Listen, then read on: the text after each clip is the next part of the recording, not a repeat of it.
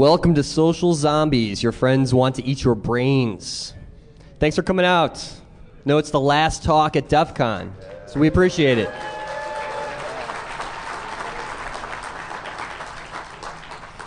This movie is starring... I'm Tom Eston. Man, that freaks me out every time I see that. Yeah, I am hungry. I want brains.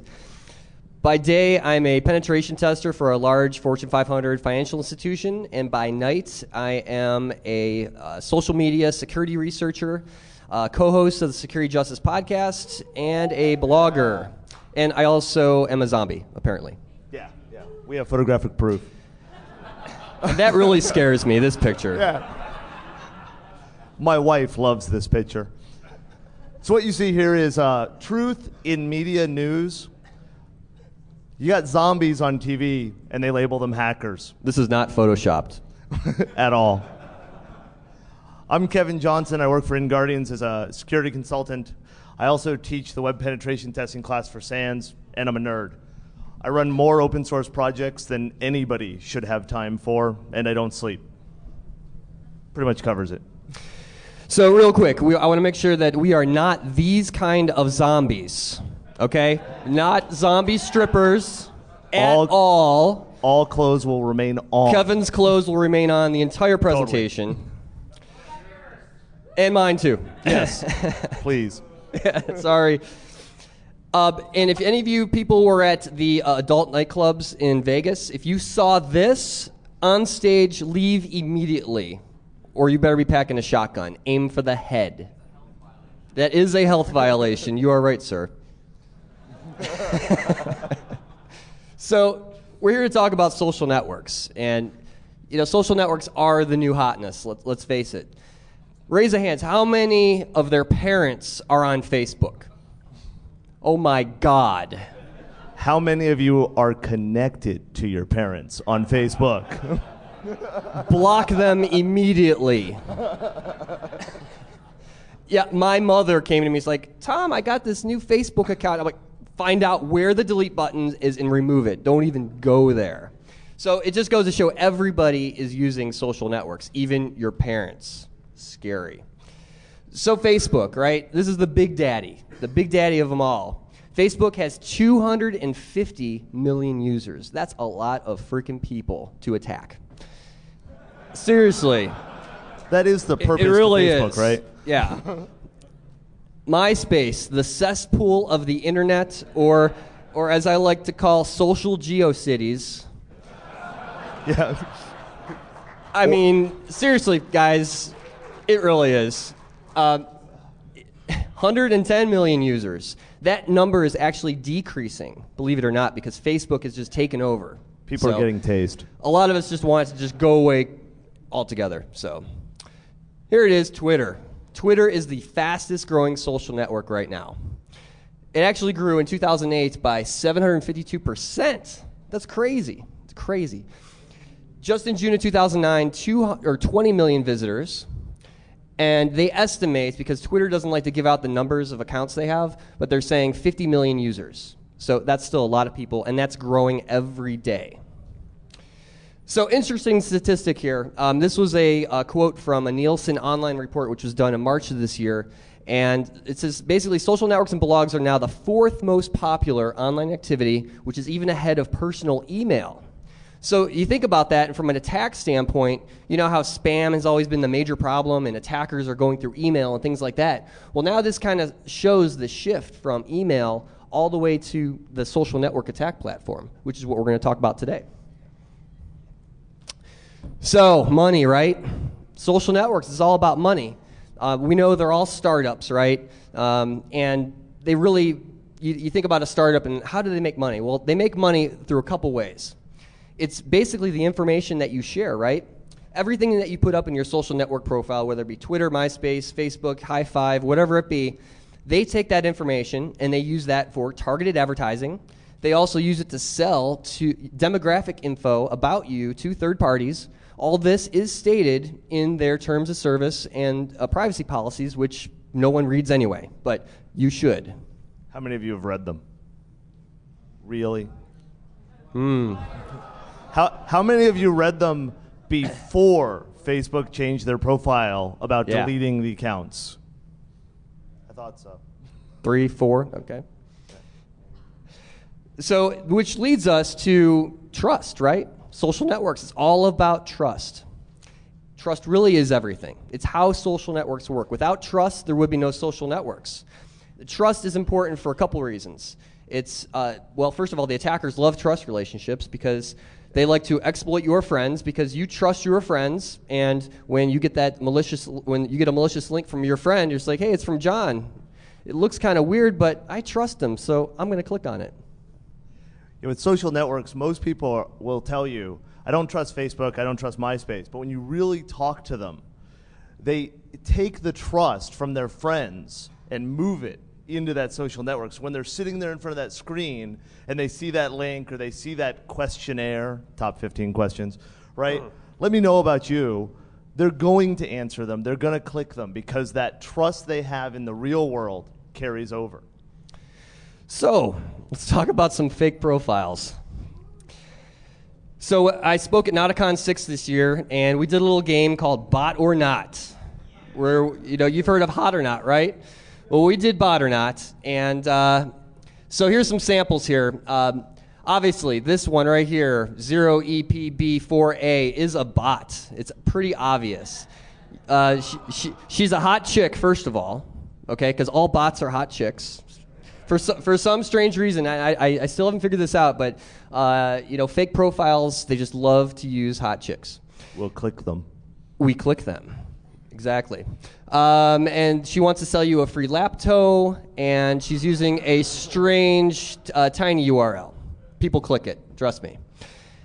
Now here's Jennifer. This is a fake profile on Facebook that was created using some tools, which we'll get into. Looks pretty legitimate. She's got friends. She's actually in conversations. You couldn't really tell a difference. Except she is a hot chick. So. And a bot. And a bot. How many of you are friends with Jennifer? How many of you are friends with Rick Astley? There's no way Rick Astley could be a bot. Never. For real.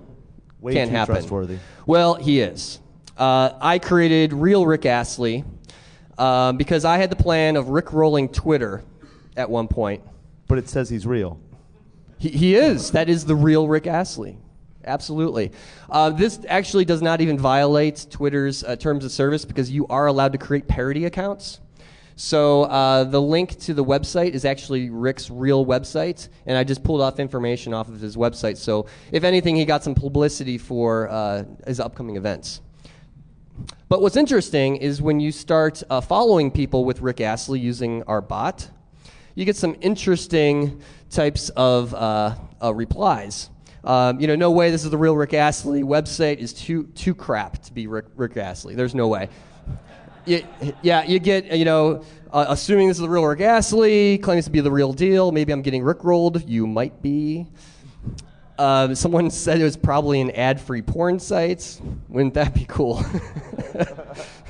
This guy here says that being followed by him and Governor Schwarzenegger on the same day is life-affirming. I couldn't agree more. This is the real Rick Astley on Twitter. If so, he's going to blow up on here big time. Hey, Rickroll him. No, we'll Rickroll you.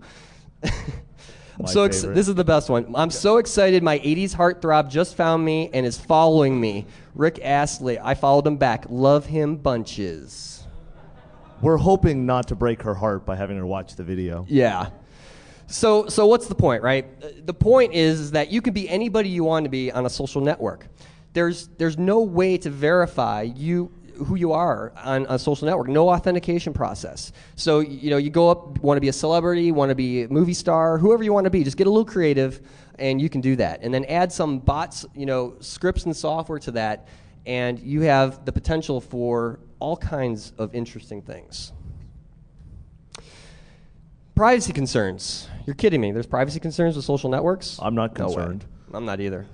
Yeah. Who cares about that stuff, right? Anybody get those 25 random things about you on Facebook from your friends? Be honest. Why don't you tell them a little story, Kevin? Frank DiMaggio and I sat down one day, and we actually went through and picked 15 of the most common password reset questions that we come about, both in my work, his research, and we collected them, posted them as a note on our Facebook profiles, didn't ask people to fill it out. We just answered the questions ourselves. They just did. Yeah, why not, right? Our information isn't private. Facebook's got it.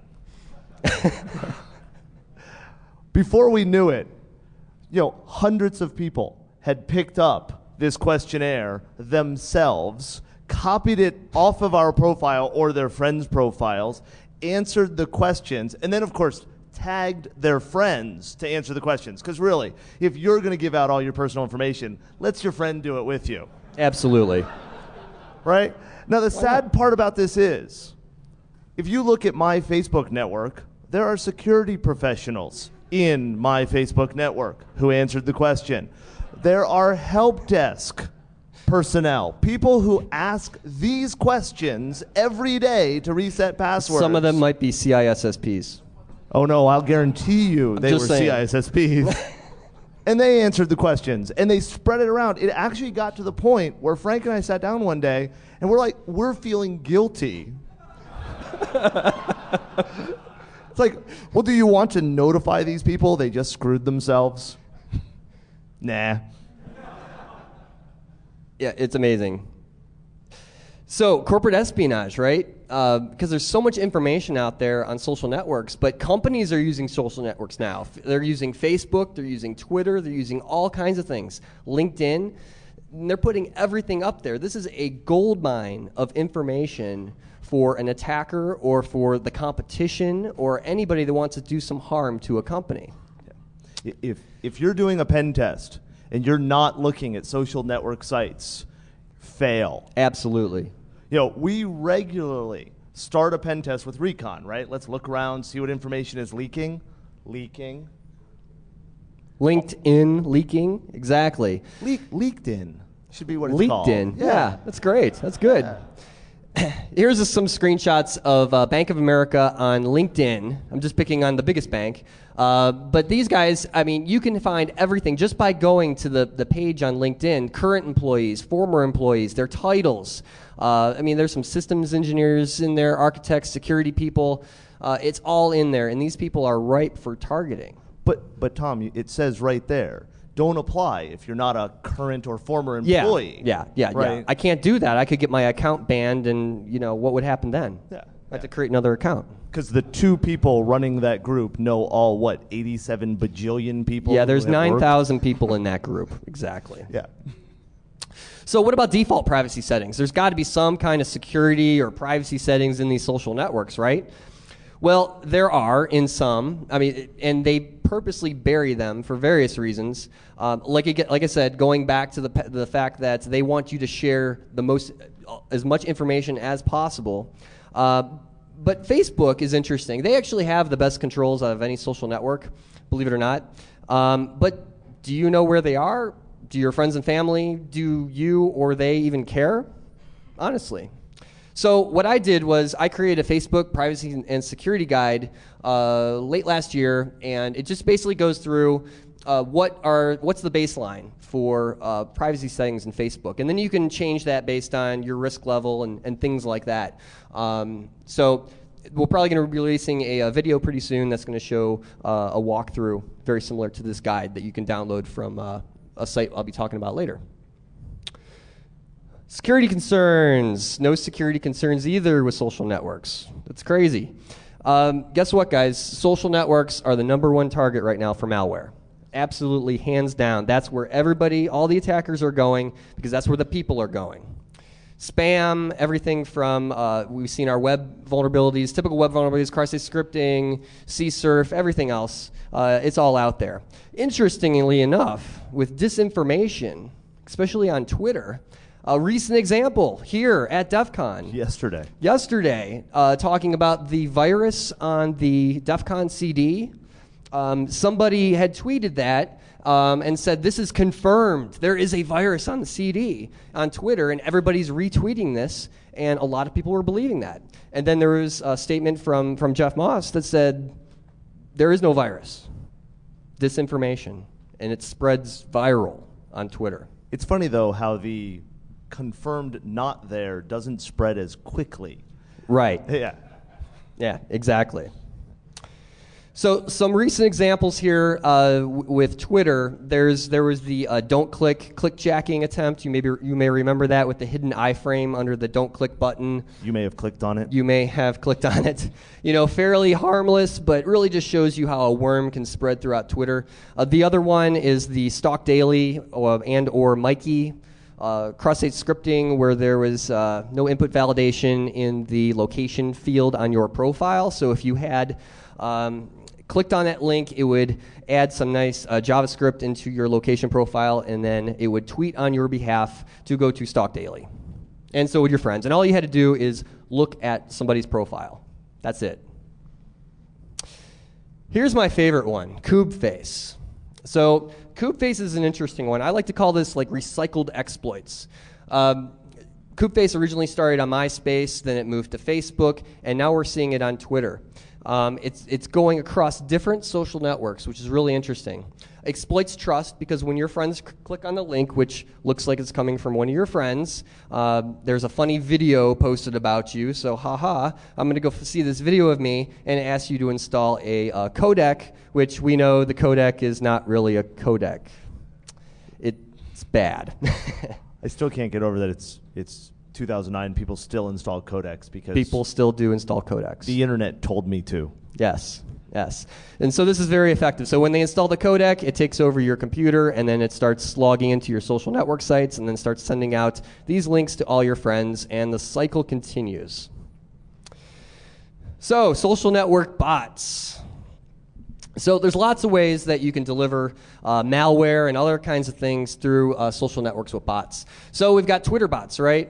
We have Notabot, which is a bot that I created, which just basically goes around every hour and gives you complete nothing, just total useful information, or useless, depending how you look at it. I follow it. Of course. Yeah. Of course. He brightens your day. Let's put it that way. It does. Yes. It does. There's other bots that have, some actual purpose, like forecast. You send your zip code, your zip code, and you get the weather back. Hey, cool. That's kind of neat. I'm sure nobody uses it, but apparently 5,000 people are following it. So look out the window. Yeah. But there's lots of different automated tools, right? We've got automated tools like GUI-based tools. There's one called WebDOM. There's another one here that like just some custom script stuff, a UBot. These are all really crappy Windows applications that somebody made in a .NET framework. They crash all the time, but you know what? They're point and click, and they're really easy to use to send out mass friend requests, send out messages, CAPTCHA bypass. It's all out there.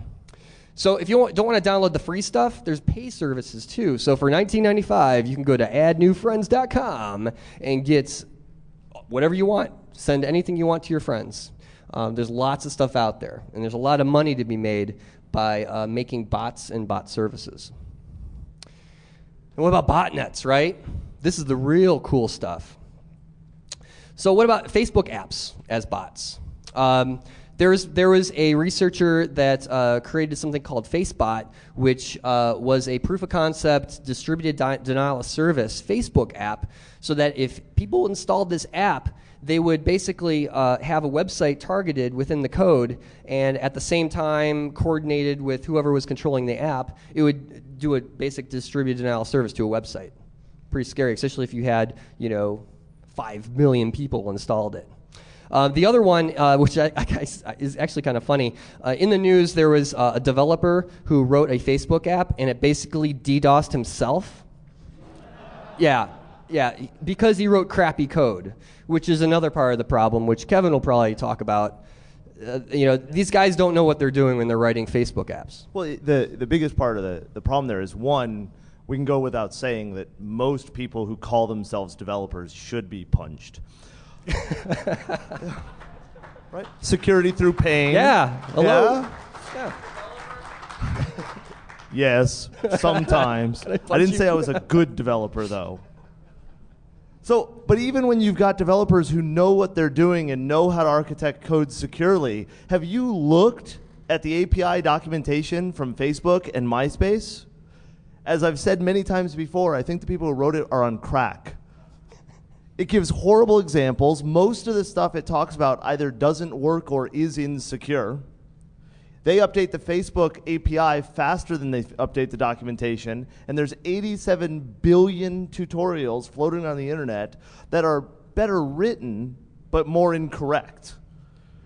And so these people who are trying to develop the websites and trying to, the web applications to embed within Facebook or MySpace, they've started out at a disadvantage. We might as well just have them shut their eyes, bang on the keyboard, and then publish it to a web server.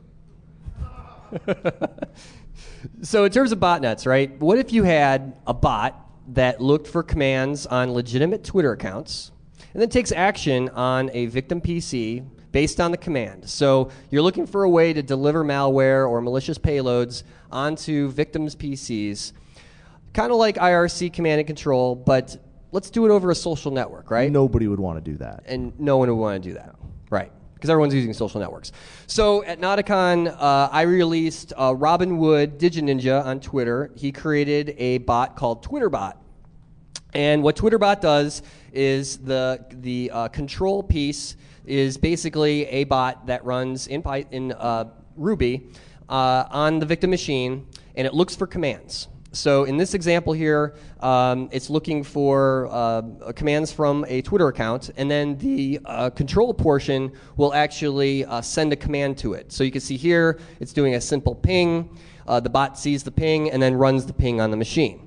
Pretty cool, right? Well, we're going to introduce Krios C2, which is the new version of Robin Wood's fantastic code. So Krios C2 is just like I explained, but this new version provides encrypted commands and checksums, which it didn't do before.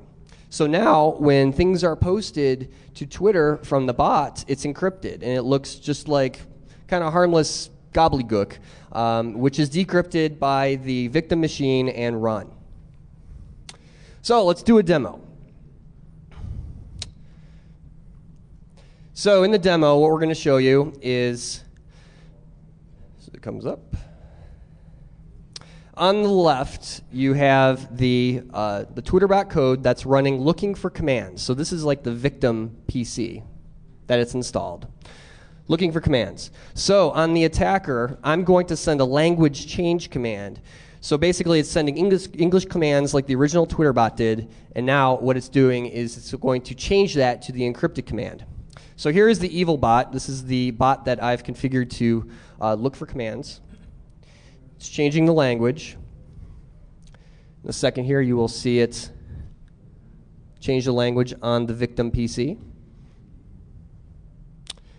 There it is. So you can see it has changed it to encrypted. So now it's going to look for encrypted commands from that other bot. Now, of course, our attacker is using the find backtrack 4 distribution. So he's getting ready because he wants to connect to that victim PC through a netcat. So we are going to send a command. We're going to send a netcat listener command on that victim PC so we can get a remote backdoor into it. The command is run. And you can see it's sending the message. The message is encrypted, and it says execute command sent.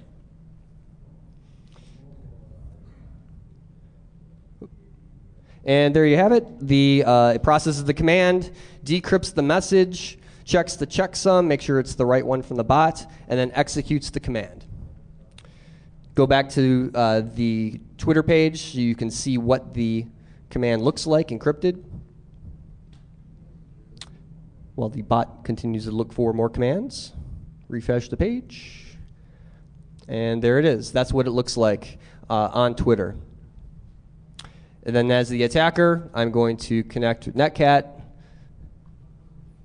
And I am now Agent 0x0. Cool.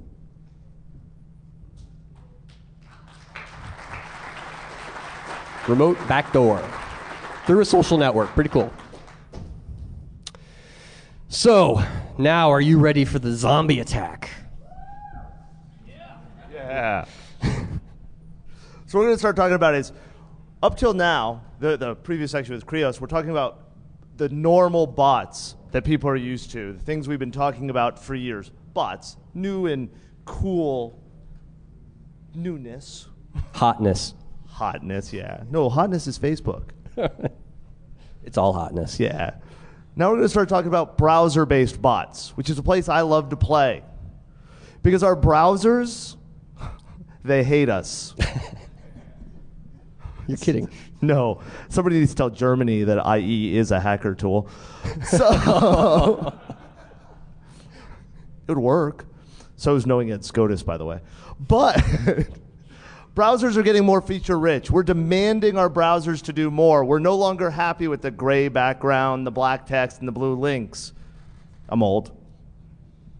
We have to add Flash, Silverlight, Java, every new feature. Heck, Chrome is talking about, and already doing it, supporting Python as a client-side scripting language.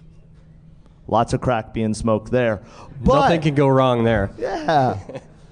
So with these features and the complexity, let's forget about the typical exploits that people can patch for. Let's forget about the one-offs and the buffer overflows and all the other ways we've typically attacked websites. Let's start using the features our users will not turn off or can't to abuse them. And we're going to take those features and start beating the users about the head. We'll talk about zombies, browser zombies. You know, they're typically bots, but we had to come up with a new name for it, so we did. Zombies are cool. Yeah, zombies are cooler than bots. Bots don't eat brains. No. It uses JavaScript, and the JavaScript gets shoved down into the browser, starts running, executing, and it hooks that browser. Basically, the JavaScript reports back to a controller, which we're going to show you in a second. And that when that controller sends commands, the JavaScript is going to interpret it and run it. And so we have control. We can tell that browser to go check out other websites. We can find out what pages people have visited, all kinds of coolness. Now, we talk about JavaScript, but most of the technologies we're using can do it. You can hook a browser with Flash. You can hook a browser with a Java applet. This all is available to us. Now, I don't know about you, but I'm lazy. And the frameworks to do this have already been built. We've got things like Beef. Thank you, Wade. Beef is awesome. Everybody needs to buy a Wade a beer. Or several. Or several, yes. Beef and Browser Writer, these are frameworks that have a controller, and they have all of the JavaScript and other logic built into them pre-built, ready to go, so that when you hook that browser with the hook provided by that framework, you have the ability to then send the commands down, issue the options you want it to do, tell it, hey, go check out this website. Let's have all of the browsers we have control of go visit Amazon to buy Kindles. Sorry. Right? So you've got the browsers, but the browser-based zombies. But how are we going to hook them? Well, let's use our social networks, because they give us the functionality to embed third-party applications. We might as well just call them evil. They're evil. They are. These SOCNETs give us the ability. Now, we have multiple options here, right? When we write these third-party applications, we can deliver them via an iframe that's injected. Now, that's simple, but not so cool. Let's actually use the APIs to push the JavaScript down. You know, when Facebook first released its API, they didn't allow JavaScript, and we applauded them. Yay! Well, we did, right? We were a little disappointed. And developers complained, and other people said, no, we need that functionality. We need to be able to push it. So the APIs now support JavaScript. They now support AJAX calls, because nothing could ever go wrong with allowing AJAX calls within the scope of your application. Oh, by the way, those are AJAX calls that some other third-party developer, possibly an idiot, wrote. So why do we need this? Why in the world would you allow this? If you developed your own social network site, why would you allow the developers who you have no control over, you haven't even verified, just somebody who knows how to fill out a form, why would you let them do that? Oh yeah, Mafia Wars. That's it, folks, right there, Mafia Wars. That's the entire purpose. And how many people here play? I knew it. 2 people? It has to be more than 2 people. You're all lying. Yeah. So we're going to show you hooking the browser right now with a tool that we're going to discuss in a second. But Social Butterfly. So what you've got here is the browser writer management interface, the console that the attacker is given. Off to the left is a list, blank currently, of zombies that you have hooked. And off to the other side are all of the options, the features, the plugins, the payloads. So you've got your payloads, which are all your exploits. Hey, let's run this JavaScript. Let's cause this pop-up. Let's steal this cookie.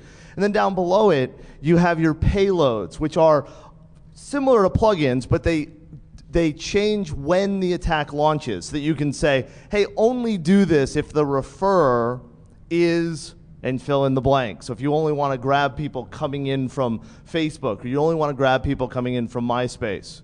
So you've got this, if we can click. At this point, what we're doing, we're opening up a new tab. We're now the victim. And we're browsing to a really cool application, Zombie Smiles. Don't add anything called Zombie Smiles. No, please do. Well, yeah, okay. And so you get a smile. And we even warn you, right? Denise's mood today, evil. It's bad. You never want to click on something when they already told you they're evil. In this page is an API call which pushes down and allows an iframe to be pushed to the browser, which loads the browser writer hook. At this point, you may not know it, but we already have control of the browser. We come back over and you'll notice we've got a zombie, and look at the inordinate, huge amount of detail that Facebook passes up through the referrer tag. All about that person. We're not even getting into the API calls we could have done at this point. It's all in that white box up there that you see. The mouse over. It's hard to read right now, but all information about who the person is, what they're doing, what their active session is, all information that we can then use against you. And at this point, we go look at the zombie, we see information about it, and then we have all of these plugins we can now launch against that one person in this drop-down. You know, execute JavaScript, cause this pop-up, tell them to go to this website, whatever. Owned. Yeah, definitely.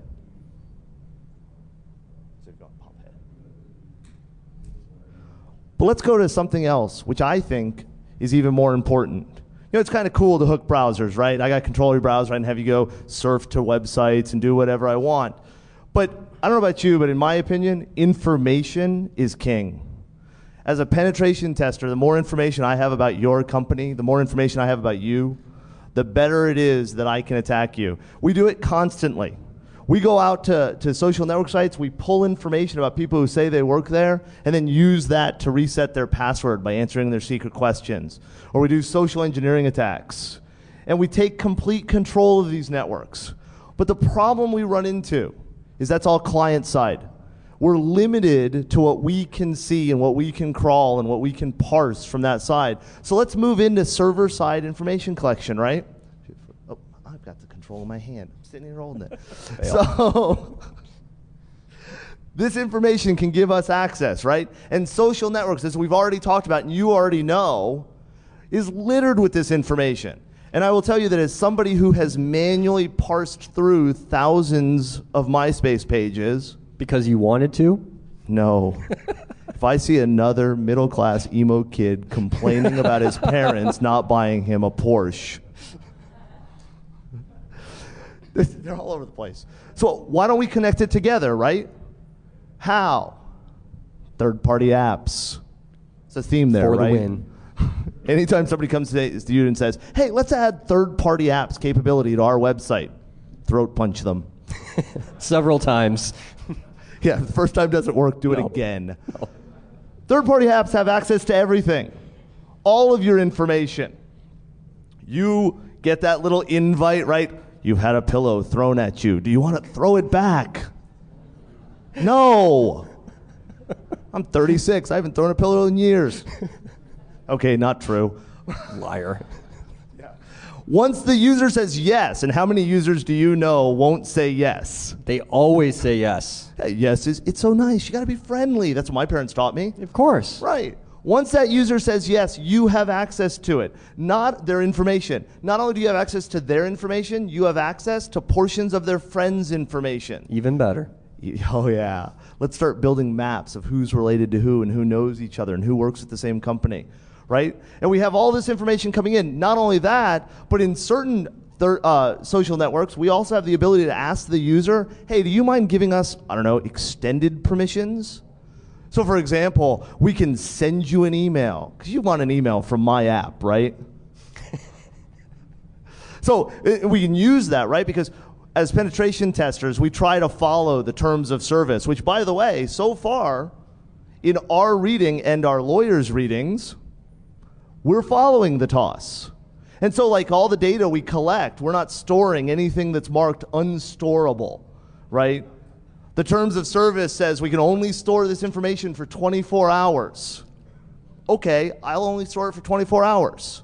But I can ask the user if I can refresh it infinitely, which means that I don't have to wait for them to come back to my app. I can refresh it, again, not violating the terms of service. Or I have Chris add my app. He gives me all of his information. He doesn't know it.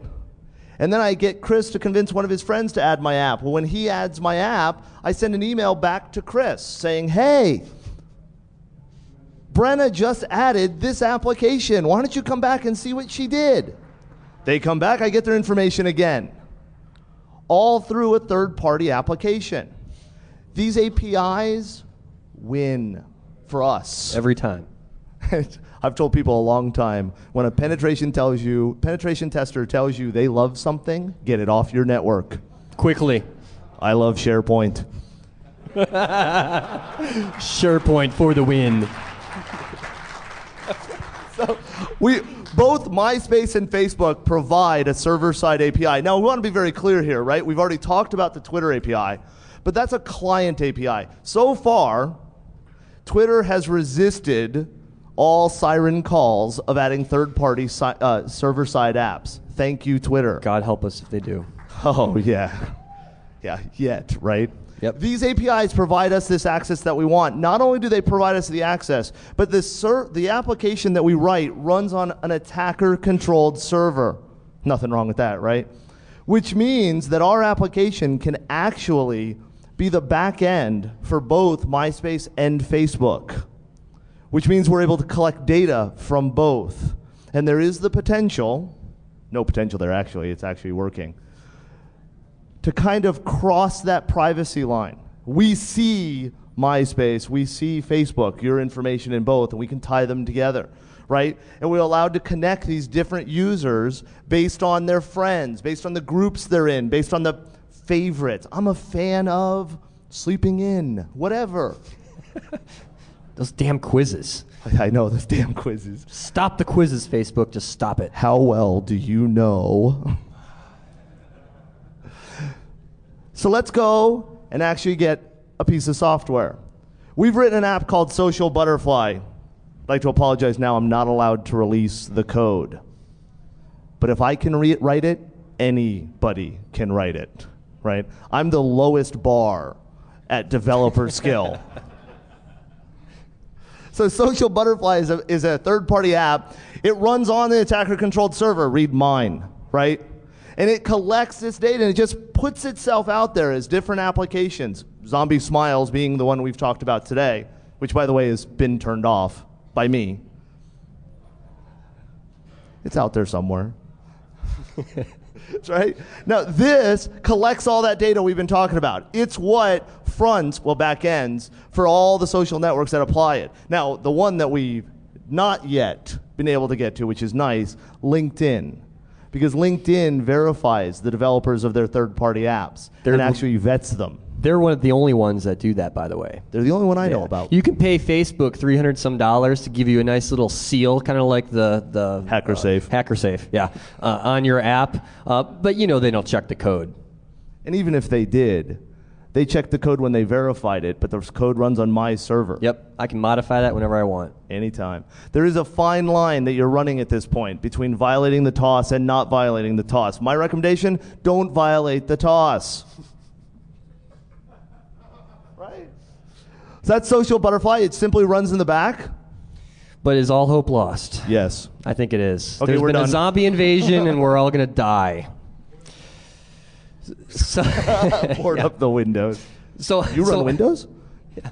So how do we prevent this, right? Well, the first thing is user education, right?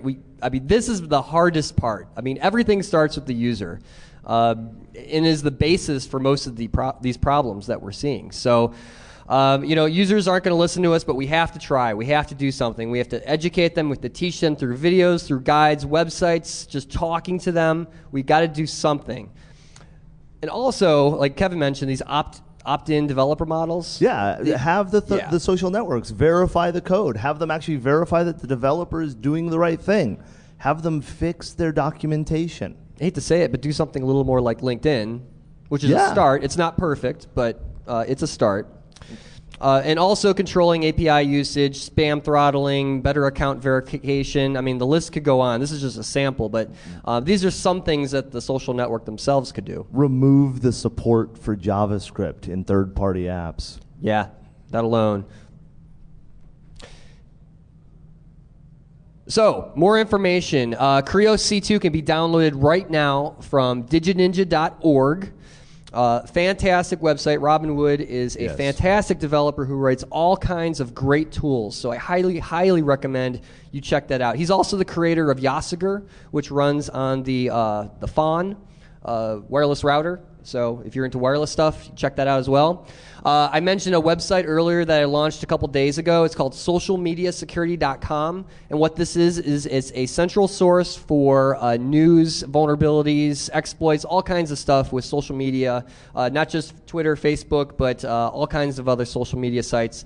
There's also links to the guidebook that I talked about, the Facebook Privacy Security Guide. There's videos, presentations, documents, all kinds of stuff. So if you want to get involved, just send me an email through the website, and we'd love to have your help. Yes, we do. Yeah. So, questions? So, I think we're taking questions in 105. 105. Yep. Thanks for coming, guys. Thank you, guys.